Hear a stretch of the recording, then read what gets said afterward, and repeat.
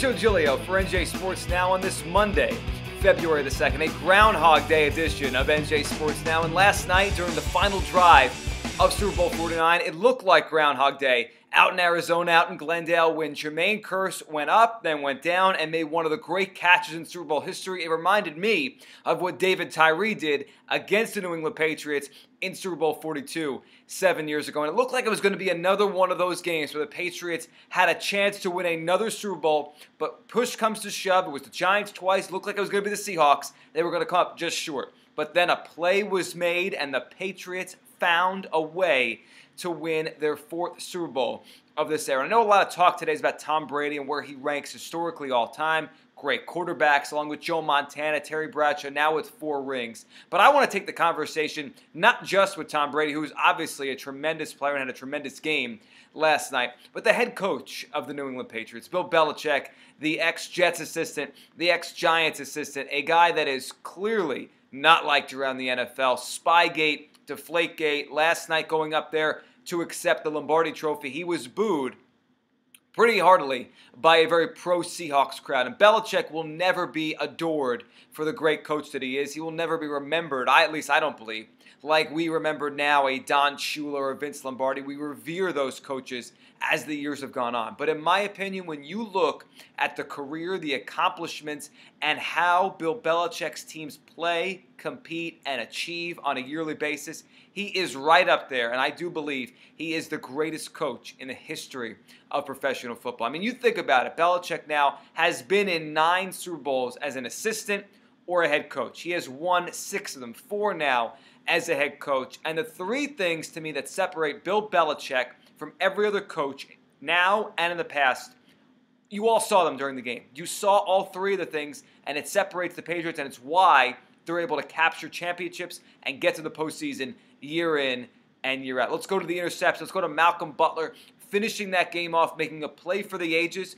To me, that was the epitome of what Bill Belichick players are. Whether they're the stars of the team or a guy like Malcolm Butler out there who you didn't know his name before the game started, they are prepared. They are overly prepared, and I'm sure that Belichick, and when they worked on red zone and worked on red zone defense during the week, they had a play like that in. Butler saw it, he put it in his mind, and when came time to read the play and make a play on the football, he knew how to do it and he knew where to be. And that separated him from another player on another team that probably wouldn't have got there in time or gotten there too quickly, had an interference call. Number 2, the other reason, the second reason why to me Belichick's teams are so impressive on a year-in, year-out basis is they can beat you any way they have to on that given night. You think about the different years Bill Belichick's been in New England and what those teams have been. Sometimes they pass a lot, sometimes they throw a lot, sometimes they're very strong defensively, pass rush, secondary. There's not one aspect. Yes, Brady has been there the whole time,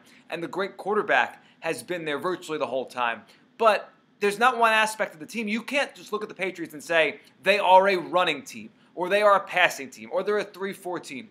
They are a whatever it takes to win on this day team. And I think that is very hard to achieve for any head coach, to get the players to buy in, to find the right players that basically fit any system, and to have the mentality to do whatever it takes to win on that given day. Tom Brady last night became the first quarterback in NFL history to throw for over 50 attempts at a Super Bowl and win the game. Usually, you're throwing for over 50 times, you're down a lot, you're trying to come back. The Patriots saw a weakness last night with the Seattle secondary banged up, saw the fact they couldn't run the football, and put the ball in the hands of Tom Brady. Dink and dunk against the zone, against the man underneath.